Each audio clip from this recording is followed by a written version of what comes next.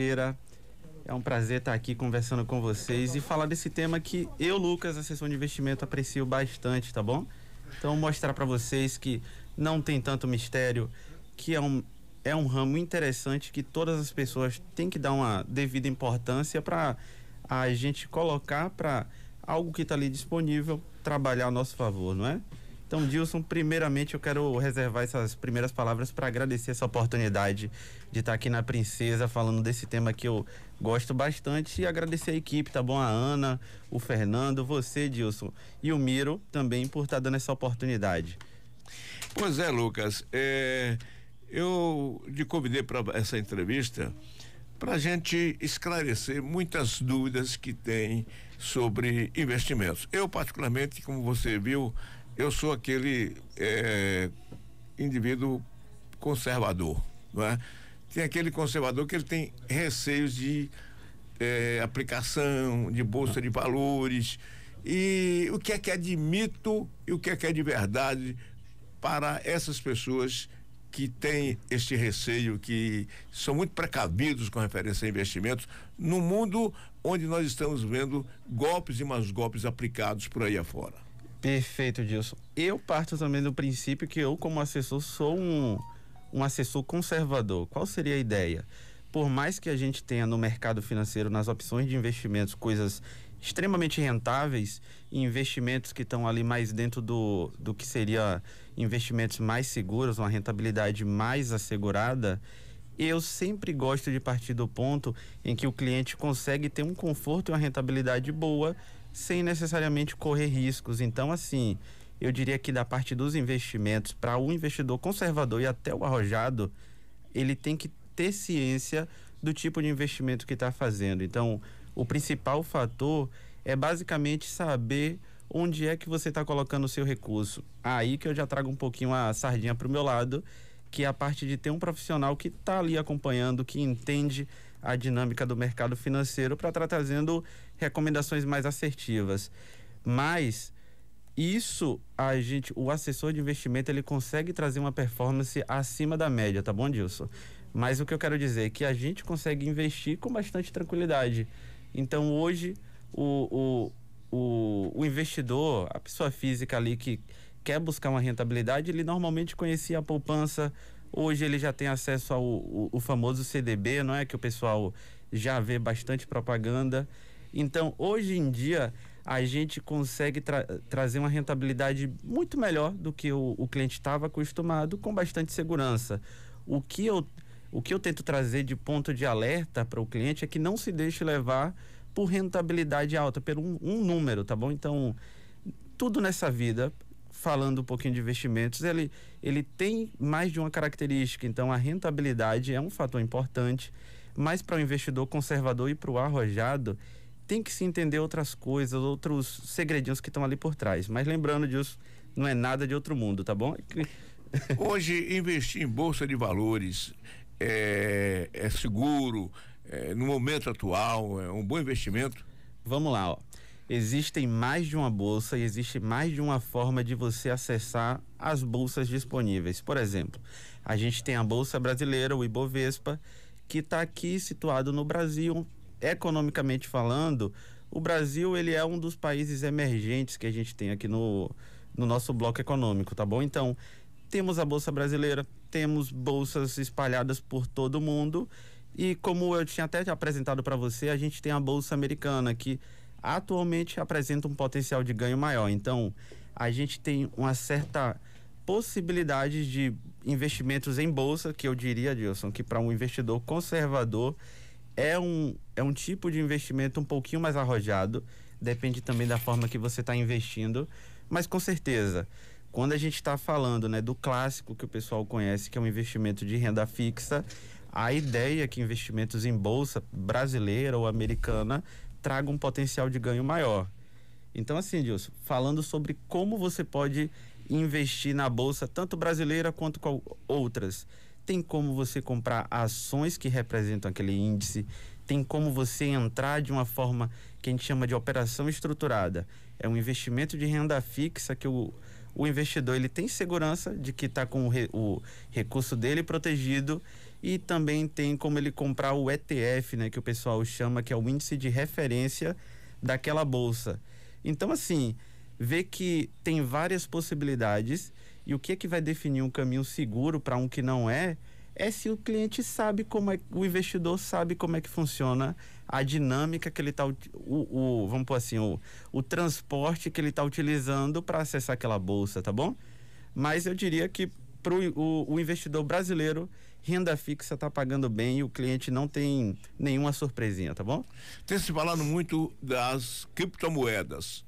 Na sua visão, a criptomoeda é algo crível, é algo sustentável ou é apenas uma febre?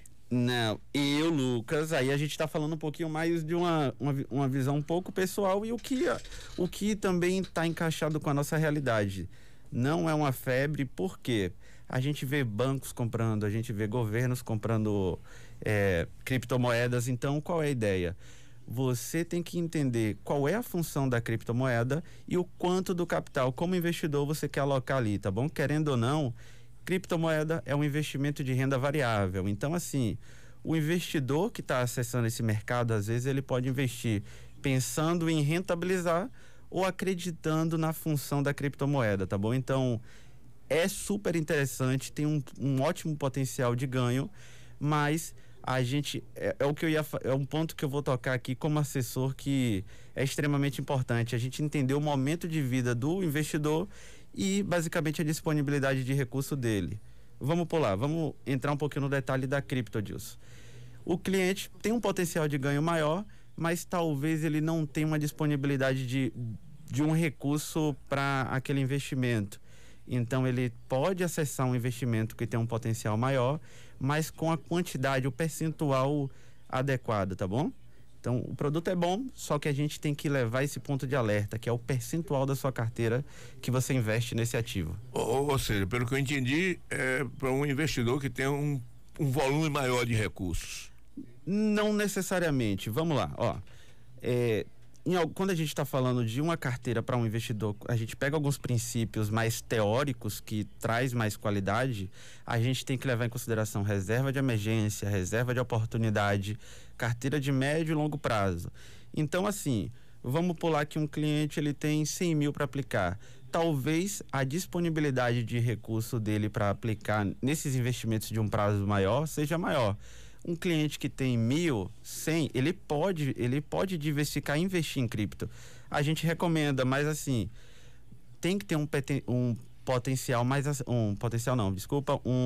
percentual mais assertivo da carteira, tá bom? Então, não é dizer que ele não pode investir. Pode, é interessante, mas levar em consideração o quanto da carteira ele quer deixar ali para um investimento que é de longo prazo.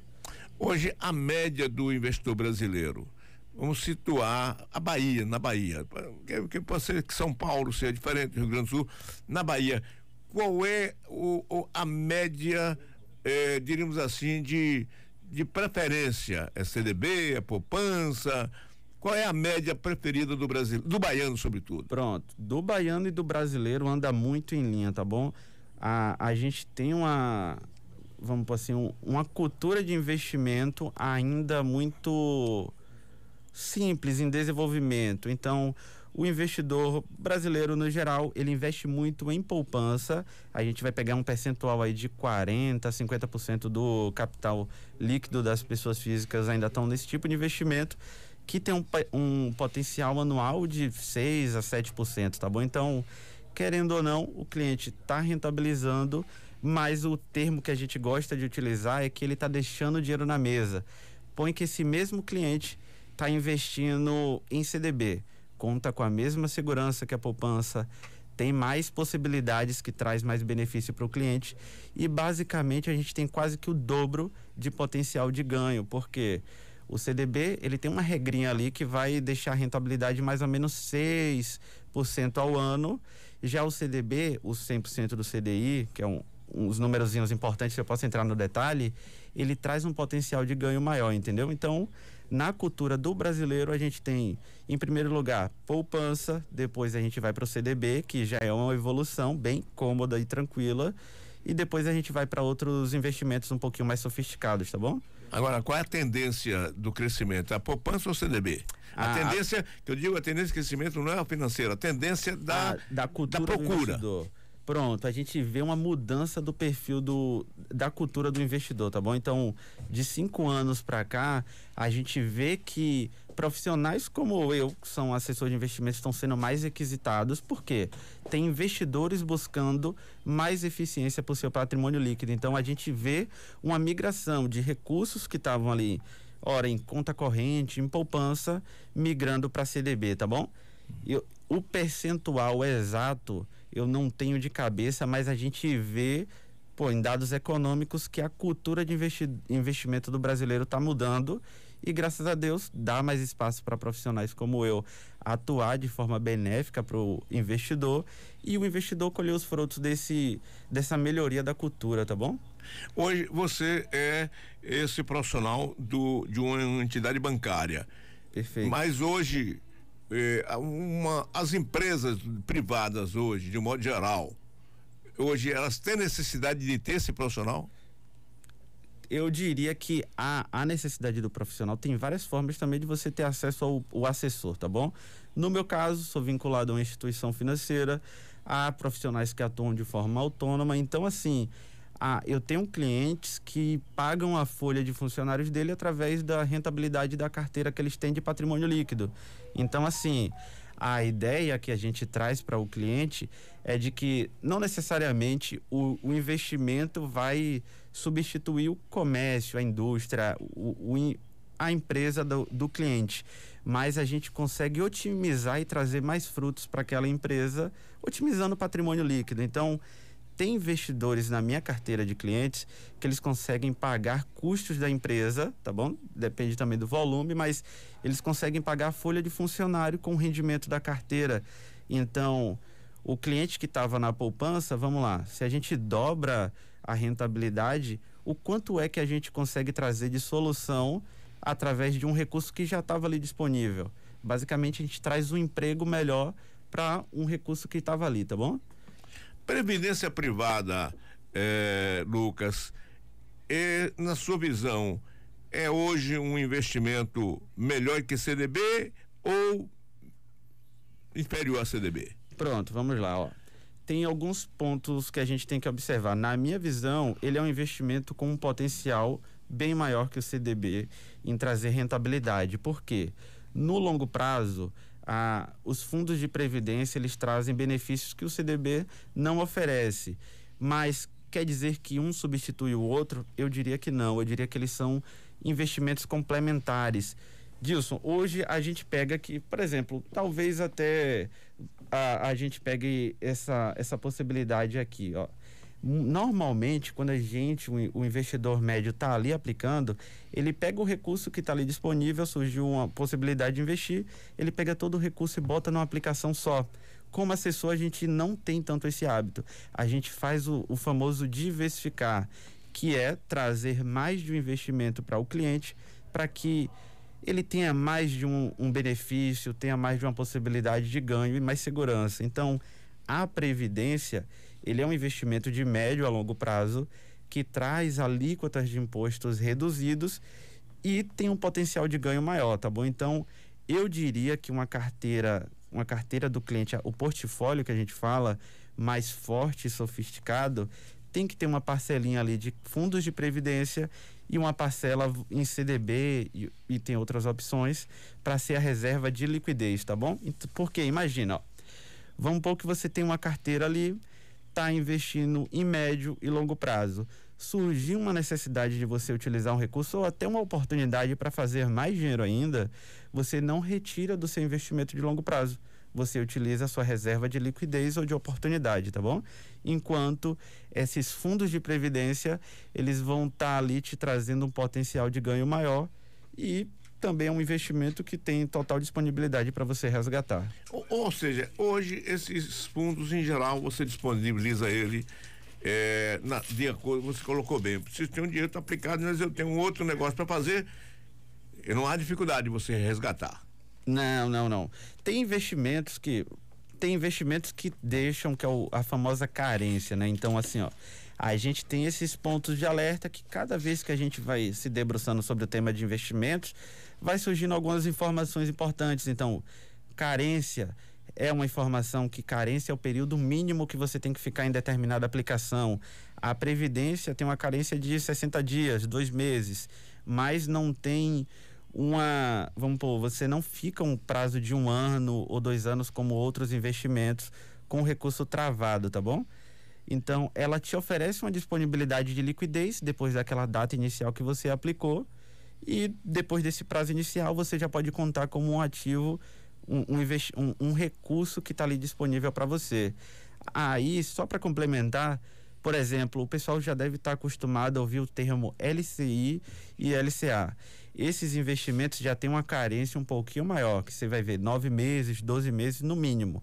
Então, esses investimentos vai te fazer abrir mão daquele período ali de disponibilidade, mas vai te oferecer uma isenção de imposto, tá bom? Que vai aumentar a sua eficiência, a eficiência do seu rendimento. Então, trazendo um pouquinho para o profissional de assessoria de investimento, ele traz para o cliente essa visão de cima da carteira. Então, o quanto da carteira do cliente ele deve engessar, se tiver disponibilidade, como é que a gente consegue ter bons resultados, trazendo o melhor ajuste em disponibilidade de recurso e os investimentos que estão mais aderentes à economia, tá bom? E a proteção contra a fraude hoje no mundo cibernético? Na parte de segurança dos investimentos, a maioria, não para fraude, tá bom? Então, assim, o banco, ele tanto tem uma constante atualização dos seus sistemas de segurança de todo santo dia praticamente. A gente recebe alguns alertas para passar para o cliente e alertas internos para a gente monitorar essa parte de segurança cibernética, mas é algo que o banco está ali sempre vigiando, porque, querendo ou não, instituições financeiras, elas trabalham na premissa da segurança. Então, por que as pessoas procuram os bancos para colocar o recurso de sua vida lá? Porque é mais seguro do que deixar em casa de maneira geral. Então, assim, o banco, ele sempre vai estar trabalhando para trazer segurança, tá bom? Na visão cibernética, na visão física mesmo, que é você ir na agência e se sentir em um ambiente seguro. Então, dessa parte, é uma premissa de instituição financeira sempre estar se atualizando e protegendo o cliente. Da parte de segurança dos investimentos, a maioria dos investimentos de renda fixa conta com o FGC, que é o Fundo Garantidor de Crédito, que assegura uma proteção para os clientes aí de maneira geral, pessoa física e jurídica, até 250 mil por instituição financeira e CPF, tá bom, Dilson? Lucas Reis, muito obrigado, foi especial essa informação que você deu para todos nós, inclusive para mim, que sou um analfabeto nessa área, um semi-ignorante nessa área, e agradeço a você por essas informações preciosas para os nossos ouvintes, sobretudo aqueles que querem fazer algum tipo de investimento. Com certeza, Dilson, é uma honra estar falando de um tema que, sendo sincero, sou apaixonado, gosto, me sinto espontâneo em falar sobre o tema. E é isso, pessoal, investir é simples, tá bom? Primeiro, se você não tem uma reserva de emergência, pense em montar ela. À medida que você montou algo que te traga segurança, a gente foca em rentabilizar, às vezes tudo em renda fixa, não precisa complicar, porque você vai ter uma experiência prazerosa em investir e crescer o seu patrimônio, tá bom? É uma honra estar aqui participando do programa e quero só desejar um abraço pro pessoal de Feira de Santana. Obrigado, este foi Lucas Reis, assessor de investimentos Santander. Um abraço para toda a equipe lá do Santander. Gilson. Vamos agora